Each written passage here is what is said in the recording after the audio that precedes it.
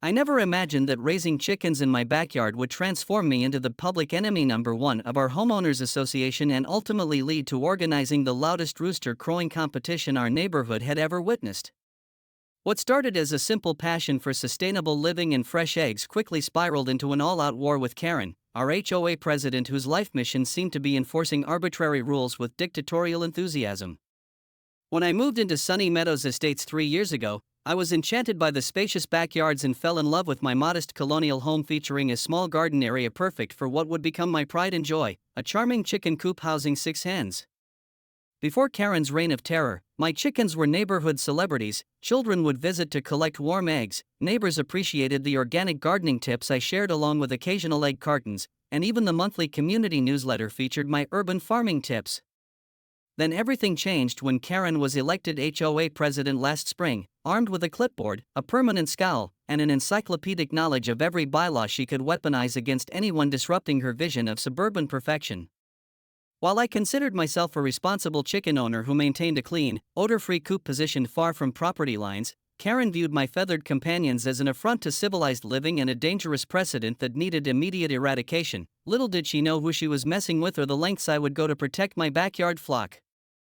Oakridge Estates had always been the epitome of suburban perfection, manicured lawns that seemed to be maintained with nail scissors, hedges trimmed with military precision, and houses painted in HOA-approved shades of beige, taupe, and the occasional daring coastal sand.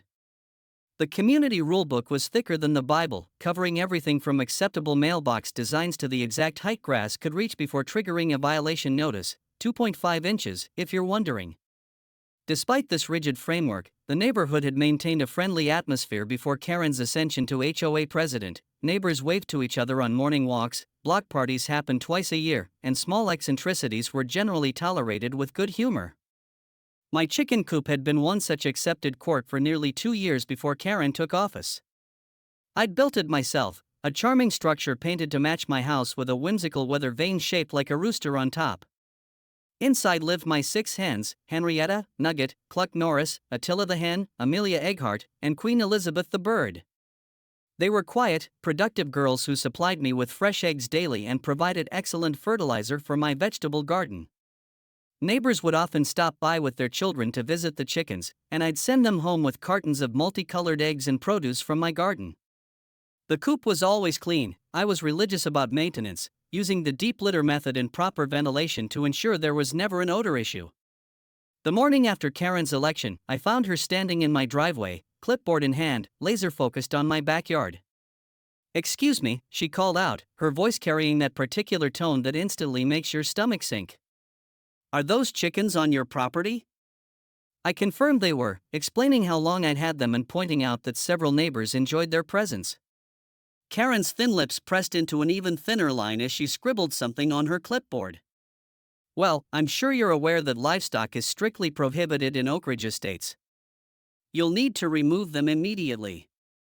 I was genuinely confused. I'd read the HOA guidelines thoroughly before building the coop and had even gotten a verbal approval from the previous board president.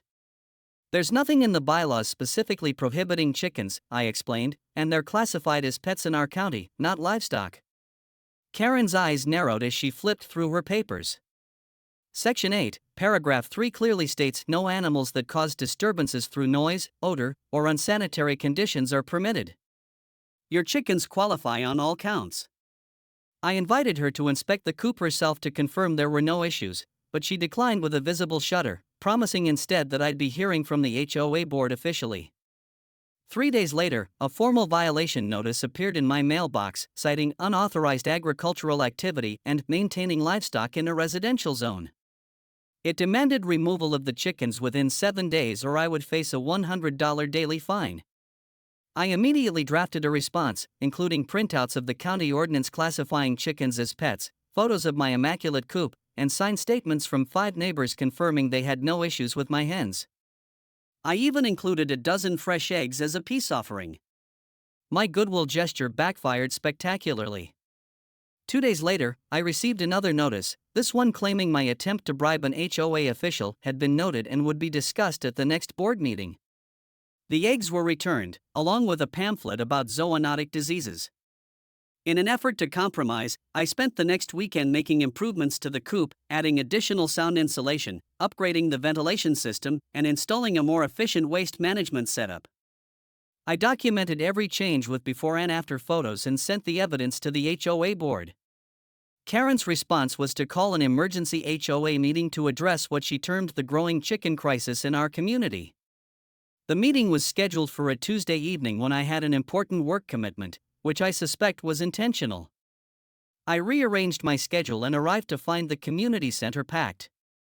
Karen had brought in a supposed expert, later revealed to be her brother-in-law who once visited a farm, who gave a presentation on disease vectors, property value degradation, and the gateway effect of allowing chickens that would inevitably lead to goats, pigs, and possibly cows roaming suburban streets. When I finally got a chance to speak, I presented my research, including testimonials from real estate agents confirming that small, well-maintained chicken coops had no impact on property values. I quoted the actual HOA bylaws and county regulations. Several neighbors spoke up in my defense, mentioning how they enjoyed the fresh eggs and educational opportunity for their children. For a moment, I thought reason might prevail. Then Karen unveiled her masterstroke, a petition, already signed by 12 households, most of whom were her close friends, demanding a complete ban on all poultry and exotic birds within Oakridge Estates. The board, consisting mostly of Karen's Bridge Club members, voted to draft an amendment to the bylaws that would explicitly prohibit chickens, with a final vote scheduled for the following month. I left the meeting seething but determined. That night, I dove into research mode, poring over HOA regulations, county codes, and state laws regarding property rights and livestock restrictions. What I discovered gave me hope. While the HOA could indeed create new rules through proper amendment procedures, they couldn't retroactively apply those rules to existing situations without a grandfathering provision. More importantly, I discovered that Karen had failed to file several required annual reports with the state HOA registry, potentially invalidating some of their recent regulatory actions. I also found a crucial loophole. While the HOA could regulate permanent structures and general noise levels, they couldn't specifically target a legal activity that was protected under county ordinance. Armed with this knowledge, I consulted a friend who specialized in property law. She confirmed my findings and suggested a bold strategy: don't just fight defensively, but create a situation that would expose the absurdity of Karen's crusade while remaining technically within my rights. That's when inspiration struck. The county noise ordinance allowed for reasonable noise between 8 a.m. and 8 p.m. on weekends, with specific exemptions for community events. There was nothing in the HOA bylaws that could prevent me from hosting a community educational event about poultry. I created a Facebook event for the first annual Oakridge Estates Poultry Appreciation Day, featuring a rooster crowing contest as its centerpiece. I reached out to fellow chicken enthusiasts in neighboring communities, and the response was overwhelming. People who had faced similar battles with their HOAs promised to attend with their most vocal roosters. Local urban farming groups offered to set up educational booths.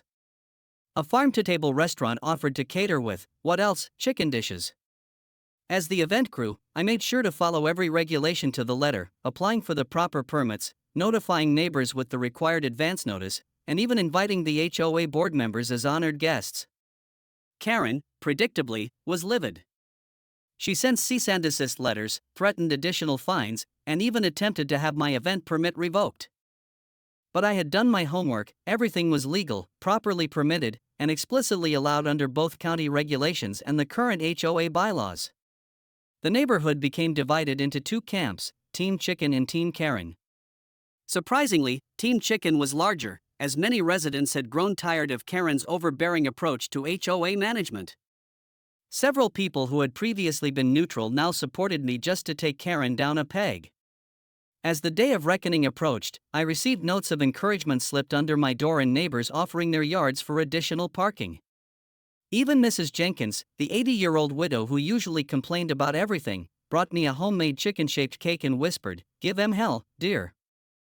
The morning of the first annual Oakridge Estates Poultry Appreciation Day dawned bright and clear, as if Mother Nature herself was blessing our rebellion. I woke at 5 a.m. to set up, and to my surprise, found a small army of neighbors already waiting to help. We transformed my backyard and the adjacent community green space into a poultry paradise. Colorful tents housed educational displays about sustainable living, tables overflowed with egg-based dishes for the potluck, and a makeshift stage stood ready for the main event, the rooster crowing competition. By 9 a.m., chicken enthusiasts began arriving from across 3 counties. The variety was astounding, everything from massive Brahma roosters that looked like feathered linebackers to elegant Polish roosters with their ridiculous punk rock crests strutting around like avian rock stars. Each competitor was housed in a comfortable temporary coop with identification tags listing the rooster's name, breed, and special crowing talents. Big Red from the Ferguson farm was a 5-time regional crowing champion. Mozart was famous for his unusually melodic crow. Thunder, an enormous Jersey giant, had once been recorded at a volume that could trigger car alarms. At precisely 10 a.m., I climbed onto the small stage and welcomed everyone with a brief speech about community, property rights, and the joy of urban farming. I carefully avoided mentioning Karen by name, instead focusing on positive aspects of responsible chicken ownership. The crowd had swelled beyond my wildest expectations. At least 200 people packed my property and spilled onto the adjacent green space. The local newspaper had even sent a reporter. The crowing contest was organized into 3 rounds: volume, duration, and artistic impression, a category I'd invented that was judged by audience reaction. As the first competitor took the stage, a magnificent Andalusian rooster named El Cantador, I spotted Karen and her entourage at the edge of the crowd, faces pinched with disapproval, furiously taking photos and notes.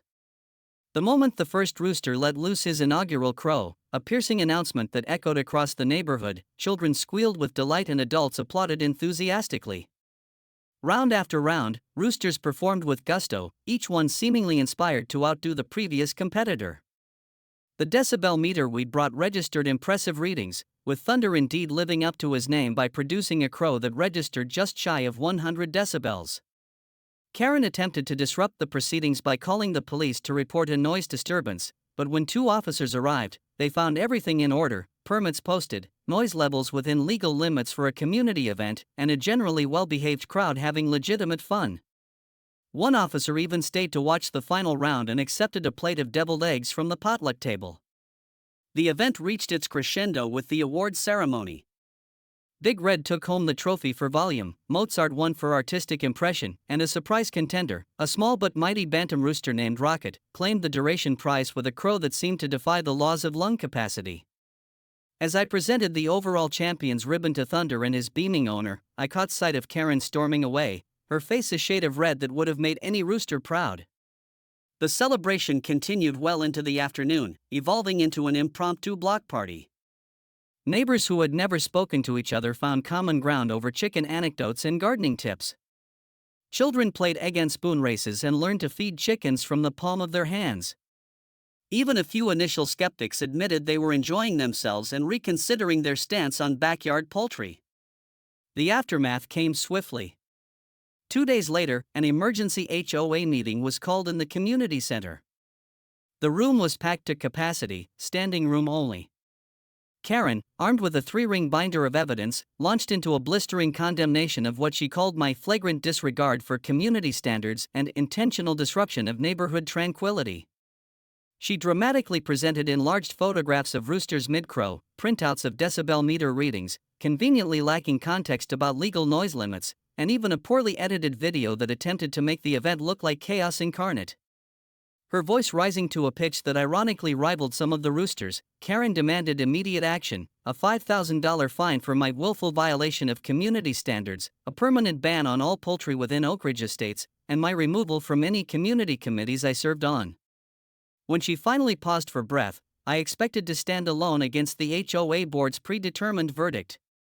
Instead, something remarkable happened. Mrs. Jenkins, the 80-year-old widow, stood up shakily with the aid of her cane.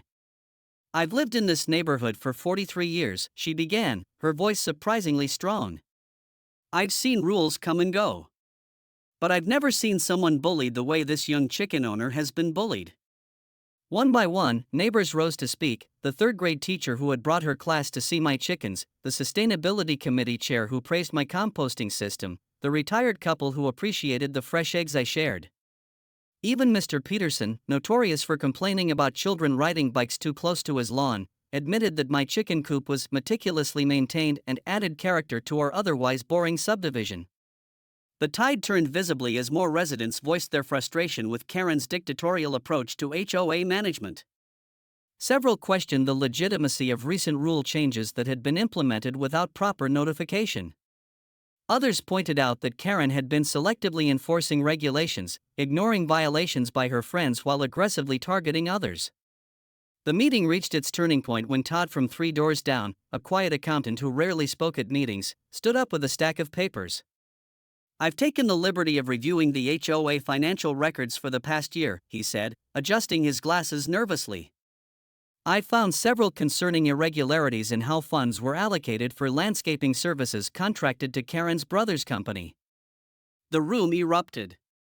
By the end of that marathon 4-hour meeting, 3 significant resolutions had passed. First, a new urban homesteading provision would be added to the HOA guidelines, allowing chickens with reasonable restrictions, maximum 6 hens, no roosters except for special events with permits, minimum coop standards for cleanliness. Second, a complete audit of HOA finances and contracting practices would be conducted by an independent firm. And third, most surprising of all, a vote of no confidence in Karen's leadership resulted in her immediate removal as HOA president. 2 weeks later, a more moderate board was elected, with Mrs. Jenkins surprisingly winning a seat as the voice of reason. I was appointed to chair a newly formed Sustainable Living Committee tasked with creating guidelines for responsible urban farming practices. Karen put her house on the market the following month. The for sale sign had barely been planted when a young family with a passion for organic gardening made an offer. By summer's end, 3 more households in Oakridge Estates had installed modest chicken coops, designed according to the guidelines I helped develop. The second annual Poultry Appreciation Day became an official neighborhood event, sponsored by the HOA itself, though we agreed that the rooster crowing contest would be limited to a 1-hour window with advance notice to all residents. My original 6 hens continued their happy existence, now joined by 2 more, one named Liberty and the other, at Mrs. Jenkins' insistence, named Karen. The story of our chicken rebellion spread to neighboring communities, and I occasionally found myself invited to speak at HOA meetings and community planning sessions about finding balance between individual freedom and community standards. The most valuable lesson I learned from the entire ordeal wasn't about chickens or bylaws or even property rights, it was about community. True community isn't created through rigid enforcement of rules but through respectful dialogue, reasonable compromise, and occasionally, the unifying power of standing together against unreasonable authority. Also, it never hurts to have a few award-winning roosters on your side.